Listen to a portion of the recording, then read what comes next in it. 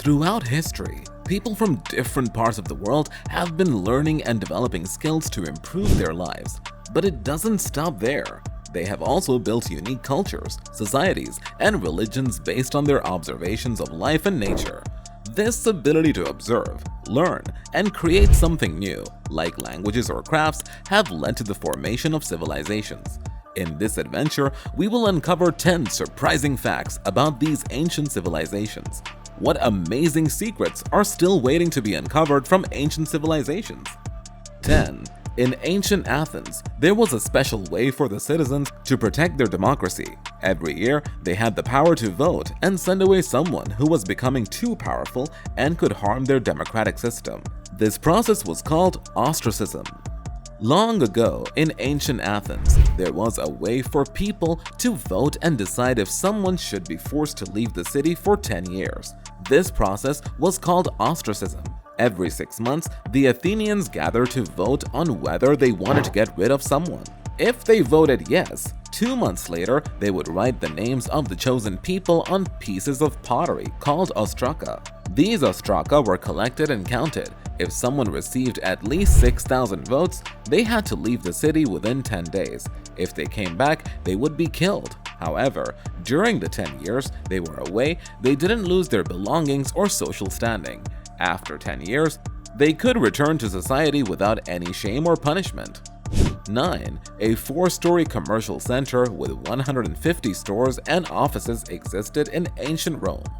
Trajan's Market, also known as Mercedes Traiani, was built by the skilled architect Apollodorus of Damascus under Roman Emperor Trajan's patronage between 100 and 110 CE, situated opposite the Colosseum on Via del Fori Imperiali. It is the world's oldest shopping mall, constructed with bricks and concrete. It exemplifies Roman architectural prowess. This expansive building housed over 150 shops, apartments, offices, and potentially administrative spaces for Emperor Trajan. Additionally, it featured a library and 2 large halls for performances and concerts. The market's grand hall boasted a vaulted concrete roof, allowing ample light and fresh air. Various areas of one of those floors provided refreshment for shoppers. The market's shops offered a diverse array of goods, including fruits, vegetables, fish, wines, oils, and spices sourced from different regions of the vast Roman Empire, showcasing its wide range of products. 8. The Aztecs ingeniously fed a staggering number of 200,000 individuals by ingeniously cultivating floating gardens on otherwise infertile and marshy terrain. The Aztec civilization, with a population of 5 to 6 million, relied on farming in Mexico. Tenochtitlan, their capital city, situated on an island in Lake Texcoco, was one of the largest cities at the time, housing around 200,000 to 300,000 people. The Aztecs used chinampas, rectangular areas on the lake, to grow crops. Chinampas were constructed by enclosing the area with fences and layering nutrient-rich mud. They cultivated maize, tomatoes, amaranth, chili peppers, beans, and flowers on these chinampas. Chinampas were also utilized in the regions of Lake Xochimilco and Chalco. 7. The earliest cities to ever have a block and grid pattern for their streets were Harappa and Mohenjo-daro. The main cities of the Indus Valley Civilization in the northwestern part of South Asia, called Harappa and Mohenjo-daro, were built in a specific way around 2600 BCE. They were divided into blocks, with straight streets forming a grid-like pattern. The buildings in these cities were made using bricks made from mud dried in the sun and wood. Mohenjo-daro, one of the cities, was estimated to cover an area of about 300 hectares and was home to at least 40,000 people. Both Harappa and Mohenjo-daro had different sections where people lived, and the houses in these cities had flat roofs. They were also important places for religious and administrative purposes that were protected by walls. Marketplaces, wells, public baths, and drains for wastewater were built along the main streets. Some of the residential structures were big enough to accommodate around 5,000 people. The houses of the wealthier individuals even had rooms for bathing and underground furnaces to heat water. 6. During their sea voyages, the Vikings employed ravens as their guides. They would bring these birds on their ships, set them free, and then follow the direction in which the ravens flew to locate land. The Vikings held the ravens in great esteem to the extent that they incorporated them into their mythology and featured them as symbols on their banners. The Vikings had a clever way of navigating the seas without getting lost. They didn't usually sail too far in one day, but they learned many practical things about sailing over time.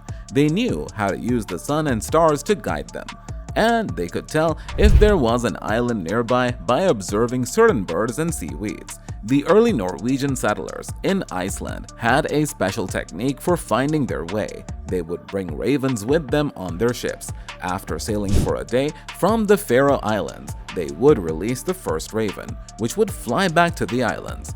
Then they would release a second bird, which would either fly away and disappear or come back and land on the ship if it couldn't find land. They would release another bird, and if it flew straight towards Iceland, they would follow its path and sail in that direction.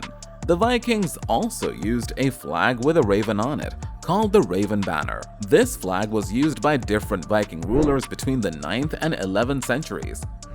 5. The Incas had a sizable empire, but neither used money nor had a merchant class. The people gave the government work in exchange for needs. The Inca civilization had a well-organized economy and a clever way of farming called a vertical archipelago. Instead of using money, the government asked people to pay taxes through goods and work. The labor force was mostly used for military tasks and public projects like constructing aqueducts, roads, and storage places. In exchange for their contributions, the citizens received protection and food, especially during difficult periods, using emergency resources. They also had access to all the public facilities. While the empire did trade with other regions, they didn't have traditional markets. Instead, people sometimes exchanged goods directly with each other in certain areas. 4. The Indus Valley civilization made use of the first flush toilets. In Mohenjo-daro and Harappa, almost every residence had a connection to the public sewage system.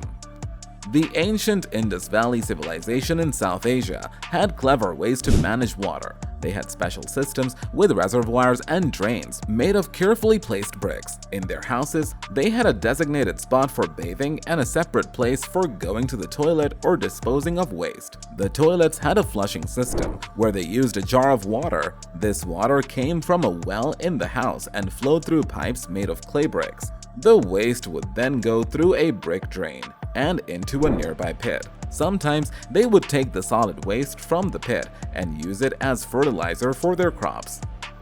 3. The Yakjals were dome-shaped evaporative coolers created by ancient Persian engineers that could produce ice in the winter and store it in the desert throughout the summer.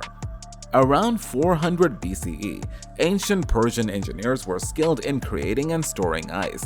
They built dome-shaped structures called Yakjals, which had underground spaces as large as 5,000 cubic meters, 180,000 cubic feet. These structures were supplied with water through aqueducts covered by a wall, which kept the water in the shade to maintain its coolness. The Yakjals worked based on a simple idea. Hot air rises while cold air sinks. The hot air inside the domes would rise and escape through the top opening, while cool air would enter through the openings at the bottom. To construct the Yakjals, a special type of mortar called saruj was used. Saruj was a mixture of sand, clay, egg whites, ash, lime, and goat hair, which made the structures resistant to water and heat. This insulation ensured that even during the hottest summers, the temperatures inside the Yakjals remained extremely cold, and in winter, the water inside would freeze. 2. Birth was seen by the Aztecs as a type of battle. It was thought that women who died giving birth rose to the highest heavens and became the sun's companions. Among the Aztecs, giving birth was compared to going to war. When women experienced the pains of childbirth, they felt like they were possessed by a powerful source, similar to how men felt overwhelmed by the Aztec god of war, Huitzilopochtli. During battle, when a woman successfully gave birth, the midwife would celebrate with war cries, and the mother would be praised for her bravery like a warrior. However, if a woman died while giving birth, she was considered equal to warriors who died in battle. It was believed that she would become a companion of the sun and ascend to the highest heavens, joining other respected women who helped carry the sun across the sky from noon to sunset. 1. Pygmies and dwarfs were regarded as having heavenly abilities in ancient Egypt. They received a lot of respect and held prominent positions in society. During ancient Egypt's early dynastic period, dwarves had important roles in the royal household, directly serving the king.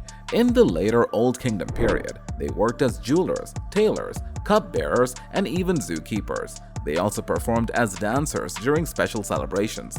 Surprisingly, being short in stature didn't lead to discrimination or exclusion. Instead, dwarfs were embraced as valued members of society, often joining families as equals. The royal cemeteries for the First Dynasty even had numerous tombs for dwarfs, suggesting they were brought to Egypt from other places. They held special positions and performed tasks reserved for high-ranking officials, like priests and treasurers. The ancient Egyptians revered dwarfs deities like Bes, the god of dreams, luck, and household protection, and Pataka, the god of art, crafts, and creativity.